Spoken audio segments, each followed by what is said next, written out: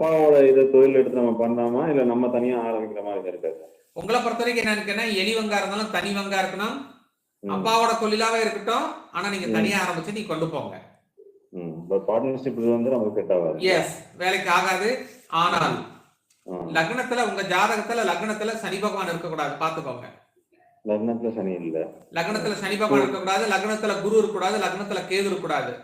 ஆமா, சூரியன் சுக்கிரன் லக்னம் 3 இருக்கும். ஒன்னும் ப்ராப்ளம் இல்ல. அப்ப நீங்க தனியா செய்யுங்க, சூப்பரா இருக்கும்.